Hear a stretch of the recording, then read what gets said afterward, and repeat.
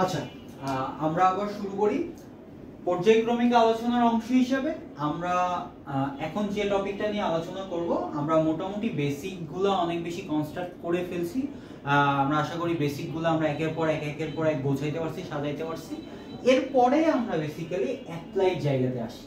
আচ্ছা ঠিক আছে, এই জিনিসগুলোর প্র্যাকটিক্যাল অ্যাপ্লিকেশন কোন জায়গাগুলোতে, বা এই জিনিসগুলো আমি কোন জায়গাগুলোতে দেখি এবং সেই জায়গাগুলোর ব্যাখ্যাগুলো কি কি, সেরকম অ্যাপ্লিকেশনগুলো নিয়ে আমরা আলাপ করব। প্রথম যে অ্যাপ্লিকেশন সেটা হচ্ছে রন রোলার টানা বা ঠেলা। এখন এই জিনিসটা কি, নাম শুনে মনে হতে পারে এই জিনিসটা তোমরা কোনোদিন দেখোনি বা শুনোনি, কিন্তু এই জিনিসটা দেখছো বা শুনছো সেটা কখন, যখন ক্রিকেট খেলা দেখো না। ক্রিকেট খেলার সময় ওই যে পিচ মাঝে মধ্যে ঠিক করার জন্য একটা ওই যে পুরো একটা গোলকের মতো জিনিস থাকে, ওইটাকে ধরে যারা পিচ ওয়ার্কার থাকে, যারা পিচের ওয়ার্কার গুলো থাকে, তারা কি করে, তারা এই জিনিসটা নিয়ে রোল করার চেষ্টা করে। ঠিক আছে, তো ওই যে জিনিসটা ওইটাই আসলে লং রোলার। ঠিক আছে, ওইটা পিচে আসলে পিচটা ঠিক করার জন্য বা মোটামুটি একটা প্যারালাল করার জন্য এই জিনিসটা করা হয়। সো ওই জিনিসটা হচ্ছে লং রোলার। এখন যেটা কথা সেটা হচ্ছে এই জায়গাতে এই জিনিসটার অ্যাপ্লিকেশনটা কি, ভেক্টরের অ্যাপ্লিকেশনটা কি। অ্যাপ্লিকেশনটা হচ্ছে এরকম, এখন ওইটাতে দেখবা সব সময় যারা গ্রাউন্ড ওয়ার্কার গুলো আছে তারা ওই লং রোলারটা নিয়ে সব সময় টেনে নিয়ে আসার চেষ্টা করতেছে, তারা ঠেলতেছে না। দেখবা না কখনো যে তারা ঠেলতেছে। তার মানে এখন থেকে যদি দেখো যে সামনে টি-20 ওয়ার্ল্ড কাপ আছে, খেয়াল করবা যে এরা ঠেলতেছে না, এরা টানতেছে। তাহলে এরা টানতেছে কেন, এটা হচ্ছে প্রথম কোশ্চেন। তার মানে দুই উপায়ে ওরে দিয়ে কাজ করানো যাবে। একটা হচ্ছে ওরে ঠেলে নিয়ে যাওয়া যাবে, ওরে টেনে নিয়ে আসা যাবে। তাহলে আমি কোনটা করব, এটা হচ্ছে প্রথম কোশ্চেন। তার মানে এখানে যে কোশ্চেনটা অ্যারাইজ হইছে সেটা হইছে লং রোলার টানা সহজ নাকি ঠেলা, টানা সহজ নাকি ঠেলা সহজ, ঠেলা সহজ। এই যে কোশ্চেনটা, ঠিক আছে, এই কোশ্চেনের অ্যানসার কি, সলিউশনটা কি। আমরা দুইটা কেস নিয়ে আলাপ করব। একটা ঘটনাতে আমরা ওইটাকে টানবো, একটা ঘটনাতে আমরা ওইটাকে ঠেলবো। ধরে নিলাম এই যে বক্সটা আছে, এই বক্সটা ওই লং রোলারটা, ঠিক আছে। তার মধ্যে ওই লং রোলারের একটা নির্দিষ্ট ভর আছে, সেই ভরটা কত, m। এখন এইখানে ওই হাতলটা লাগানো আছে, যে হাতল ধরে আমি টানবো। ঠিক আছে, ধরে নাও আমি F বলে টানতেছি ওই হাতল ধরে, এবং আমার যে বলটা এবং এই F বলটা আমি দেখতেছি এই যে ভূমি, আমার এই ভূমির সাথে থিটা ডিগ্রি অ্যাঙ্গেলে আছে আমার ওই F বলটা। ঠিক আছে, তাহলে এই F বলটা যদি ভূমির সাথে আমার থিটা ডিগ্রি অ্যাঙ্গেলে থাকে, তাহলে এইখানে কি ঘটনা ঘটতেছে এই জিনিসটা আমরা একটু বিশ্লেষণ করার চেষ্টা করব। প্রথম কথা, কোন একটা বস্তু যখন হইছে কোন একটা সারফেসে আছে, অটোমেটিক্যালি এটার মধ্যে একটা ফোর্স ডেভেলপ হইছে, যেই ফোর্সটা হইছে তার ওয়েট, এবং সেই ওয়েটটা একদম খাড়া নিচের দিকে কাজ করে। তার মানে ওর যে ওয়েটটা আছে, তাহলে W মিন্স mg, এই ওয়েটটা একদম খাড়া নিচের দিকে কাজ করতেছে। এটা অটোমেটিক, এই বস্তুর একটা মানে বস্তুগত ধর্ম আর কি, যে তার ওজন খাড়া নিচের দিকে কাজ করবে। এখন এই যে বলে তুমি টানতেছো, সেই বলকে আমরা দেখতে পাই, এই বলকে ওই যে আমরা উপাংশের কনসেপ্ট অনুযায়ী এই বলকে আমরা বিভাজন করতে পারি। যদি এই বলকে আমরা বিভাজন করতে পারি, তাহলে এই বলের এই বিভাজিত অংশের মানটা কত হবে, F cos θ, রাইট। এবং তার সাথে একটা কোরেসপন্ডিং মানে সাথে সাথে আরেকটা জিনিসও আসে, যেটা তার লম্ব উপাংশ, ওই যে আমরা যখন লম্ব উপাংশে বিভাজন করছিলাম তখন দেখছিলাম, সেটা কি F sin θ। তার মানে এই যে F বলকে আমরা দুই ভাগে বিভক্ত করে দিতে পারি, সেটা হচ্ছে F cos θ, F sin θ। ওই যে বলছিলাম ফিজিক্সের ফর্মুলাগুলো না আমি আসলে একটা ডাইমেনশনে কাজ করে। তার মানে আমার যে পরিচিত ডাইমেনশনগুলো x অ্যাক্সিস, y অ্যাক্সিস, এগুলাতে নেওয়ার আমার প্রয়োজন পড়ে। না হলে হয়তো আমি তুলনা করতে পারবো না, হয়তো আমি যোগ বিয়োগ করতে পারবো না, হয়তো আমি ফলাফল বের করতে পারবো না। যে কারণে আমার উপাংশের আইডিয়াটা নিয়ে পড়ছিলাম এবং দেখতেছি প্রত্যেকটা জায়গায় ওই আইডিয়াটুকু আমাদের কাজে লাগতেছে। সো এটাকে দুই ভাগে বিভক্ত করলে F cos θ এবং F sin θ দুইটা উপাংশ তৈরি হয়। যদি এখন আসলে এই জিনিসটাকে আমরা ব্যাখ্যা করার চেষ্টা করি, দেখো এই জিনিসের দুইটা অক্ষ বরাবর কাজকর্ম হইতেছে। এখন এক্স বরাবর এর কয়টা ফোর্স আছে? একটাই ফোর্স। কারণ এক্স বরাবর এই যে অ্যাক্সিস বরাবর আর কোনো ফোর্স আছে? এটা ছাড়া উত্তর হচ্ছে না। তার মানে এক্স বরাবর শুধু এফ কস থিটা আছে। যেই বলটা ওরে সামনের দিকে নিয়ে যাবে, মানে যে বলটার কারণে আসলে সামনের দিকে যাবে, ওরে তুমি টানো বা ঠেলো, তোমার উদ্দেশ্য কি সামনের দিকে নিয়ে যাওয়া, তাই তো? তার মানে তুমি এই বলটার কারণে ওরে সামনের দিকে নিয়ে যেতে পারবে। সেকেন্ডলি ওয়াই বরাবর কি ঘটনা ঘটতেছে আমরা দেখি। ওয়াই বরাবর দুইটা বল আছে। বল নাম্বার 1 তার ওয়েট W = mg এবং বল নাম্বার 2 F sin থিটা। তার মানে এই জিনিসটাকে যদি আমি এইভাবে পোর্ট্রে করি যে দেখো, যদি আমি এই জিনিসটাকে এইভাবে আসলে লিখি যে তার মানে y অ্যাক্সিসে আমার দুইটা বল আছে, সেটা হইছে F sin থিটা আর হইছে নিচে আছে কি আমার mg। ঠিক আছে, এখন ওই যে মনে করো কেস 2 লব্ধি যখন আমি আলাপ করছিলাম, কেস 2 পড়াইছিলাম, যখন দুইটা ভেক্টর বিপরীত দিকে কাজ করবে তখন তাদের লব্ধি কি হয়? দুইটার বিয়োগফলের সমান জাস্ট। তার মানে y বরাবর লব্ধি কি এক্সিস্ট করতেছে? দুইটার বিয়োগফলের সমান। তার মানে mg minus f sin theta. তার মানে ওই যে y বরাবর এই ফোর্সটা কাজ করতেছে আর x বরাবর এই ফোর্সটা কাজ করতেছে।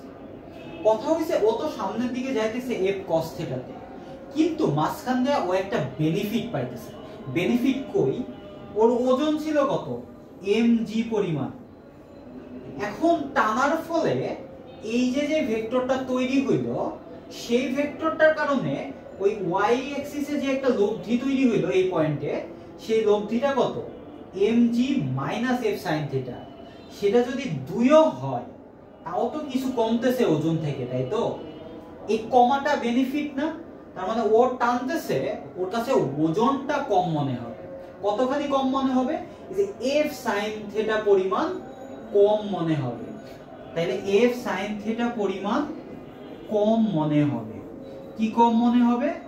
ওজন f sin থিটা পরিমাণ কম মনে হবে। তাহলে এটা একটা সুবিধা, কারণ তার ওজন ছিল mg থেকে কিছু না কিছু বিয়োগ হইতেছে, তাহলে এই জিনিসটাই তো তার কাছে কম মনে হবে। তার মানে ওই যে লন রোলার, ওই জিনিসটা তার কাছে কম ভারী মনে হবে। এটা আমরা দেখলাম কিসের ক্ষেত্রে? যখন আমরা টানতেছি, টানার ক্ষেত্রে। ঠিক আছে, এবার আমরা তাহলে কম্পেয়ার করি ঠেলার সাথে। যখন আমরা লন রোলারটাকে ঠেলবো তখন আসলে কি হবে? যখন আমরা দেখবো যে আমরা লন রোলারটাকে ঠেলতেছি তখন যে জিনিসটা হবে, তাহলে এইখানে ওই লন রোলারটা আছে ওই আগের মতোই। এখন তুমি কি করতেছো? এরে ঠেলা দিচ্ছ। ঠেলা দিচ্ছ মানে কি? তুমি ধরো এইখানে হাতলটা নিয়ে এইভাবে ঠেলতেছো, তাই তো? এটা তো কথা, তুমি এফ বলে ঠেলাটা দিতেছো। এখন যেটা হবে, ওই যে একই কথা, এই বস্তুটা যদি কোনো একটা সারফেসের উপর থাকে কি হবে? একদম সোজা নিচের দিকে তার W কাজ করবে, mg কাজ করবে। ঠিক আছে, এটা তার বস্তুগত ধর্ম। এখন এই যে F বল, এই F বল তো উপাংশে বিভাজিত হবে। প্রথম কথা হইছে তুমি এই যে ভূমি তার সাথে থিটা ডিগ্রি কোণে তাকে ঠেলতেছো। তাইলে এই বরাবর যদি কোনো একটা ভেক্টর থাকে, সে যদি বিভাজিত হয় তাহলে তার বিভাজনটা দেখতে কেমন হবে? প্রথম কথা, সে হইছে এই বরাবর তার থিটা। এখন এই জিনিসটা দেখো কোন মুখী? এই মুখী। তার মানে আমি এই বরাবর তার বিভাজনটা করতে পারবো না। এই কারণে আমি কি করছি? এই জিনিসটাকে একটু বাড়ায় দিব। এই যে এফটাকে আমি তো সোজাসুজি বাড়াইতে পারি। তার মানে আমি যদি এই এফটাকে বাড়ায় দিই, তাহলে এটা যদি থিটা হয়, এটা যদি থিটা হয়, তাহলে এটা থিটা হবে বিপরীতক্রম। ঠিক কি না বলো? যদি এটা থিটা হয় তাহলে এটার সাথে থিটা। ঠিক আছে, যদি এটা থিটা হয় এটার সাথে থিটা। তোমরা কি এই জায়গাতে দেখতে পাচ্ছ? ওকে, ফাইন। তাইলে এটা যদি থিটা হয়, আমরা ওই অ্যাঙ্গেলটা নিয়ে যখন কথা বলবো, এটা যদি থিটা হয় তাহলে এইটার মান কত হবে f cos থিটা, এবং তাহলে এইটার মান কত হবে f sin থিটা। এই বিভাজনটা আমরা বুঝি ভালো করে। প্রথম কথা, আমার ভেক্টরের ডিরেকশন ছিল এদিকে, আগের মতো এদিকে না কিন্তু। তাহলে আমি এই জিনিসটাকে কি করলাম, বাড়ায় দিলাম, বাড়ায় নিচের দিকে আনছি। নিচের দিকে আনছি কারণ আমি ওই বরাবর যত দূর মন চাই জান্নাত জাহান্নাম পর্যন্ত আমি বাড়ায় দিতে পারবো, ঠিক আছে? তো আমি বাড়ায় দিলাম যত দূর আমার প্রয়োজন হইল। এবং এই কোণটা যদি থিটা হয়, বিপরীত কোণ অনুযায়ী এটা থিটা। যদি এটা থিটা হয় তাহলে যার সাথে অ্যাঙ্গেল তার cos থিটা, তার মানে ওই উপাংশটুকু কত হবে f cos থিটা, এবং তাহলে এর সাথে লম্ব যে উপাংশটুকু সেটা কত হবে f sin থিটা, ঠিক আছে? এখন কথা হলো ভাই এর সাথে তো এইটাও লম্ব, এই যে এই বরাবরও তো লম্ব, ভাই এর সাথে তো এই বরাবরই লম্ব, আপনি ওর সাথে কেন কিসের শত্রুতা আপনার, আপনি ওর সাথে কেন দিলেন না, আবার এটাকে নিচে কেন দিলেন? কথা হচ্ছে তুমি এতক্ষণ ধরে খেয়াল করছো দেখো কিনা যে f যেই বরাবর থাকে, মানে এটা আসলে বেসিক্যালি ওই যে লব্ধির মতো, তার মানে a যে বরাবর সেটা অবশ্যই এই দুটোর মিডিলে থাকতে হবে, ঠিক আছে? মানে তোমার একটা উপাংশ এইটা, একটা উপাংশ এটা কখনো হইতে পারবে না, ঠিক আছে? তার মানে এইটা মিডিলে রেখে 90 ডিগ্রিতে কে কে আছে, এইটা আর এইটা, মানে এই যে এইটা আর হইছে এইটা, তার মানে f cos থিটা যদি এটা হয় অটোমেটিক f sin থিটা এটা, ঠিক আছে? এই বিভাজনটা আমরা বুঝছি। তার মানে x বরাবর এখানে কি থাকতেছে, এই যে ওই জিনিসটাকে আমি যদি এখানে সুন্দর করে লিখি তাহলে এখানে কত আছে f cos theta, f cos theta, এবং দেখো এই যে আরেকটা, সেটা কোন দিকে, ডিরেকশন কোন দিকে, এই দিকে, এই বাংলা ডিরেকশন। তার মানে এই বরাবর আরেকটা ভেক্টর কাজ করতেছে, সেটা কত f sin থিটা করে, ঠিক আছে? আর লেখা একটু জঘন্য, একটু কষ্ট করে বুঝে নিও। সেটা হচ্ছে x বরাবর, তাইলে x বরাবর কয়টা ফোর্স, একটাই ফোর্স, তার মানে x বরাবর f cos থিটা, ঠিক আছে? আর y বরাবর যদি আমি হিসাব করি তাহলে কি দাঁড়াইতেছে, ওই একই কথা। তাহলে y বরাবর এখন কয়টা ফোর্স আছে, একটা ফোর্স আছে এই যে f sin theta, f sin theta, আর আরেকটা ফোর্স ছিল সেটা হচ্ছে এই যে w mg। তার মানে এই যে বিন্দুতে একের অধিক ভেক্টর কাজ করতেছে, এবং তারা কোন দিকে, একই দিকে। ওই যে কেস 1, যখন একই দিকে ক্রিয়া করে তখন কি হয়, লব্ধি তাদের যোগফলের সমান হয়। তাহলে এই y বরাবর লব্ধি কত হবে দেখো তো, তাহলে y বরাবর লব্ধি হবে w plus f sin theta, ঠিক আছে? তার মানে w plus f sin theta. এখন যে অসুবিধাটা হচ্ছে, ও তো সামনে আগাচ্ছে f cos থিটাতে, সে ঠেললেও f cos থিটাতে সামনে আগাইতেছে, টানলেও f cos থিটাতে সামনে আগাইতেছে।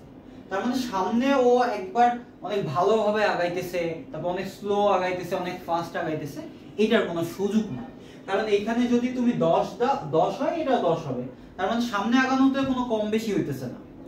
তাহলে y x অ্যাক্সিস বরাবর এর কোনো কম্পারিজন নাই। তাহলে y অ্যাক্সিস বরাবর কম্পারিজন কোন জায়গাতে, এখানে দেখতেছি ওজন থেকে কিছু বিয়োগ হচ্ছে, এখানে দেখতেছি এই ওজনের সাথে কিছু যোগ হচ্ছে। কারণ ওজনের সাথে বিয়োগ হওয়া ভালো না যোগ হওয়া ভালো? অবশ্যই বিয়োগ হওয়া ভালো। আমরা সবাই ওজন কমাতে চাই, তাই তো? আচ্ছা ঠিক আছে।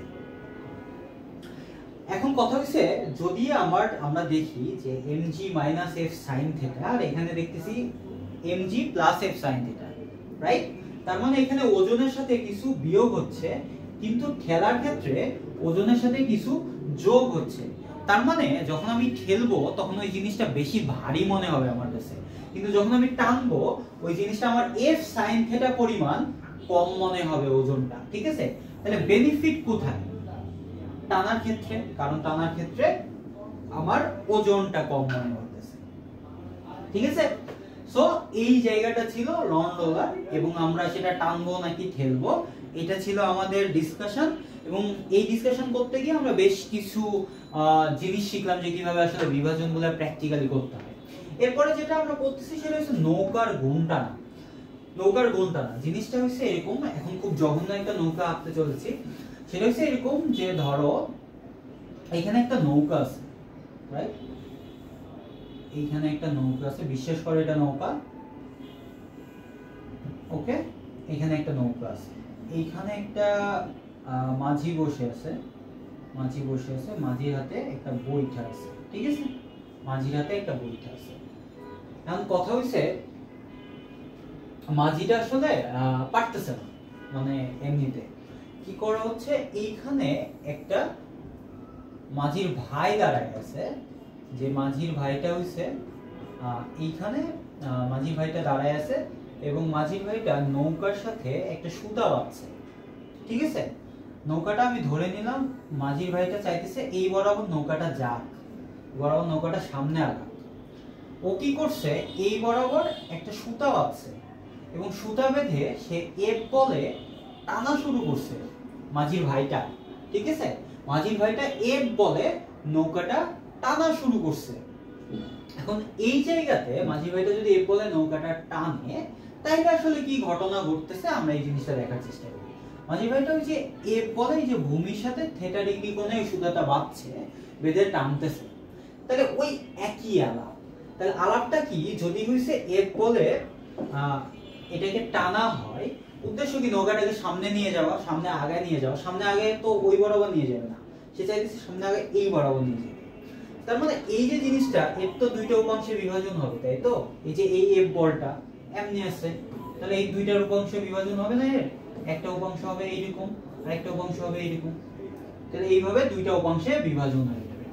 তাহলে দুইটা উপাংশ যদি বিভাজন হয়ে যায়, তাহলে যার সাথে থিটা, যার সাথে কোণ, সেই বিভাজনটা কি হবে, মানে এই বিভাজনটা কি হবে, f cos থিটা, এবং যার সাথে কোণ নাই, এই বিভাজনটা কি হবে, f sin থিটা, ঠিক আছে?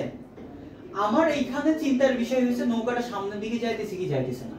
এই যে f sin থিটার প্রভাবকে ওই যে মাঝিটা বসে আছে, সেই মাঝি হাল দ্বারা প্রশমিত করে ফেলবে, ঠিক আছে? প্রশমিত করবে।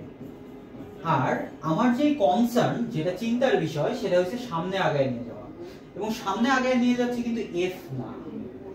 মানে যদি মাঝিটা 10 নিউটন বলে টানে, তাহলে ওই 10 নিউটন বলে সামনে আগাচ্ছে না, ওই 10 নিউটনের একটা ইমপ্যাক্ট আছে, সেই 10 নিউটনের ইমপ্যাক্টটা কত, এফ cos থিটা, এই এফ cos থিটাতে সে সামনে আগাচ্ছে। তার মানে নৌকাটা সামনে আগাচ্ছে, নৌকাটি সামনে এগোচ্ছে, তার মানে নৌকাটি সামনে এগোচ্ছে এফ cos থিটা বলে। এইটা আমার important factor, F cos theta বলে, ঠিক আছে? তার মানে এই জিনিসটা, মানে মাঝির ভাইয়ের শক্তি হইছে নির্দিষ্ট, মানে ও এই এফ এর চেয়ে বেশি আর বল প্রয়োগ করতে পারবে না। তাহলে এই জিনিসটা নির্ভর করতেছে কার? এই জিনিসটা বেসিক্যালি নির্ভর করতেছে এই যে এই বান্দাটার উপর, cos থিটা। তার মানে এখান থেকে আমরা সিদ্ধান্ত নিতে পারি cos থিটার মান যত বড় হবে, নৌকাটা তত দ্রুত সামনে আগাবে, তত দ্রুত, আসলে তত বেশি বলে সামনে আগাবে, ঠিক আছে? cos থিটা যত বড় হবে, নৌকা তত বেশি বলে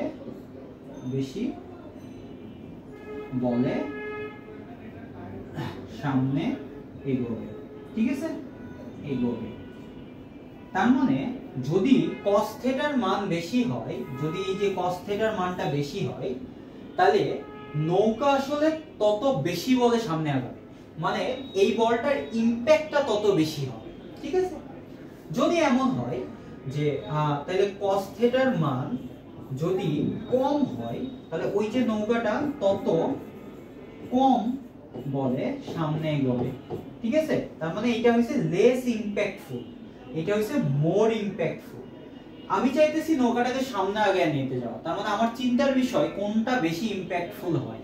তার মানে আমি যত বল প্রয়োগ করতেছি তার কত বেশি অংশ সে ব্যবহার করতেছে, ওই ইমপ্যাক্টটা কত বেশি থাকতেছে।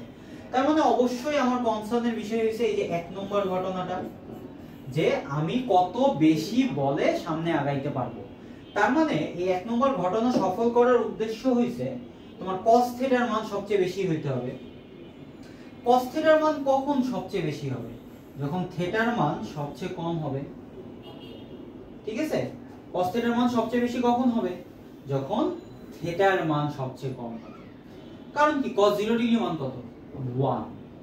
তারপরে cos 90 ডিগ্রি মান কত? 0। তার মানে আস্তে আস্তে মানটা কমতেছে, কারণ cos এর গ্রাফ ওই যে ওই শুরু থেকে শুরু হয়, এইরকম একটা গ্রাফ হয়। ঠিক আছে, তার মানে ওই যে হাইয়েস্ট বিস্তারের পয়েন্ট থেকে শুরু হয়। যাই হোক, তো cos থিটার মান যত থিটা কমে cos থিটার মান বাড়ে।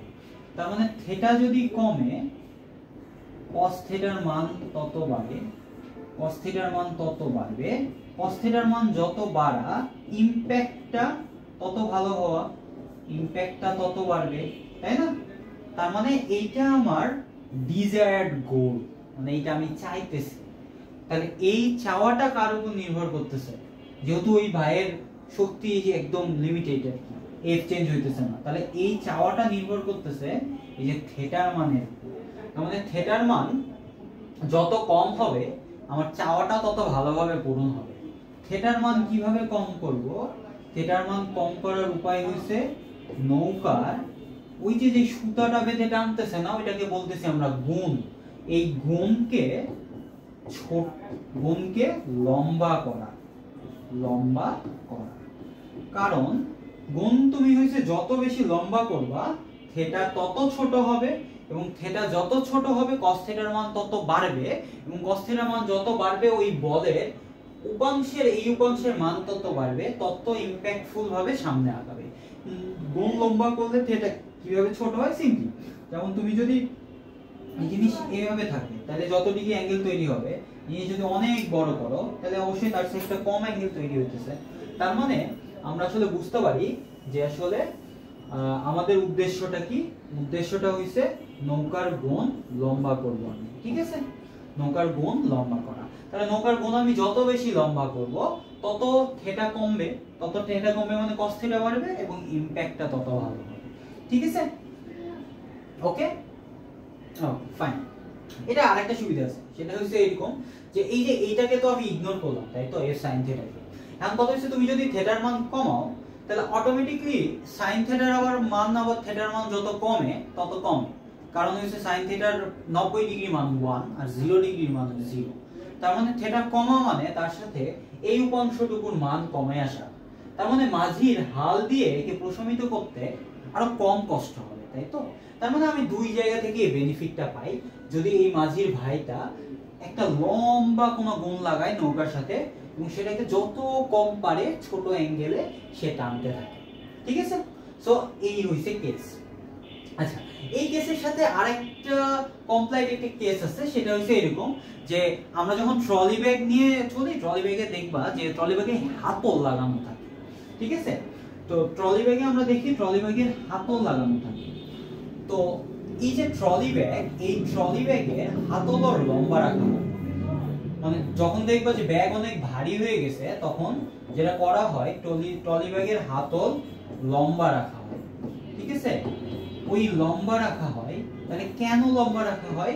এই যে সেম আমরা একটু আগে যেটা পড়ছি নৌকার গুণ কেন লম্বা রাখা হয়, এরকম সেম রিজনে ট্রলি ব্যাগের হাতল লম্বা রাখা হয়। ওই একই কথা, যাতে ট্রলি ব্যাগ তোমার সামনে নিয়ে যাইতে সুবিধা হয়। মানে সামনে নিয়ে যাবে তো তুমি এই উপাংশে, তার মানে থিটা যত কম, হাতল যত লম্বা রাখবা থিটা কম হবে। থিটা কম হবে মানে কি, cos থিটার মান বেশি হবে। এই জিনিসটা আমরা এরকম সুন্দরভাবে এঁকে এই জিনিসটা আমরা দেখাবো। ঠিক আছে, তো সো ফার এই দুটো অ্যাপ্লাইড কেস, তিনটা অ্যাপ্লাইড কেস নিয়ে আমরা কথা বললাম যে আসলে কেন এই রিজনিং গুলা বা কেন এই জিনিসটা লম্বা রাখা হয়, কেন এটার টানি না ঠেলি, এই পার্টিকুলার জিনিসগুলো সম্পর্কে আমরা একটা আইডিয়া রাখলাম।